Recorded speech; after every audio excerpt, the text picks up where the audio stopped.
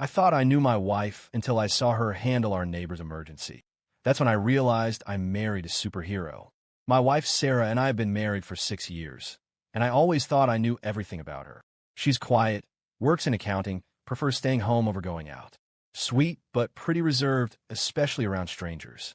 Last month, we were having a normal Saturday morning when we heard screaming from next door. Our neighbor, Mrs. Chun, was standing in her driveway in her pajamas, hysterically yelling that her 3-year-old grandson had locked himself in her car with the keys inside. It was 95 degrees outside, all the windows were up, and the kid was already crying and getting red-faced. Mrs. Chun was panicking in broken English, saying her son was at work and she didn't know who to call. I'm standing there like an idiot, thinking we should call 911, when Sarah just springs into action like a completely different person. First, she calmly walked over to Mrs. Chun and started speaking to her in perfect Mandarin. I had no idea my wife spoke Chinese. She immediately calmed the older woman down and got all the details. Then Sarah ran back to our house and came out with this weird toolkit I'd never seen before. Turns out she knows how to pick locks, something she learned during quarantine just for fun, but never mentioned in 6 years of marriage. While she worked on the car, she kept talking to the little boy through the window, in both English and Mandarin, keeping him calm and engaged. She had him playing peekaboo and singing songs while she worked. But here's the part that really got me. When the lock finally clicked open, Sarah didn't celebrate or make a big deal about being the hero. She just quietly opened the door, handed the kid to his grandmother, and started packing up her tools like it was no big deal. Mrs. Chun was crying and trying to hug Sarah, calling her an angel.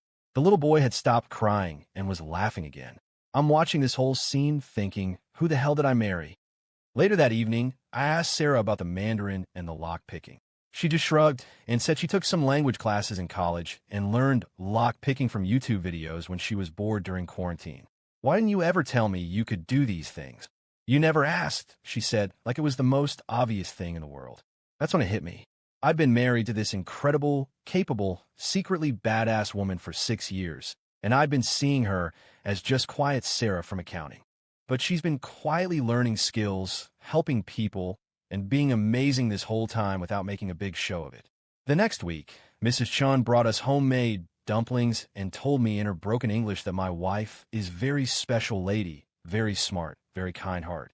Then she said something that stuck with me. You lucky man. She no need to show off. She just do good things. I started paying more attention after that.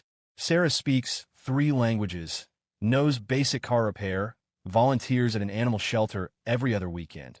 Something she mentioned once, but I forgot, and apparently half her neighborhood comes to her for tax help during filing season. She's not quiet because she's shy or boring.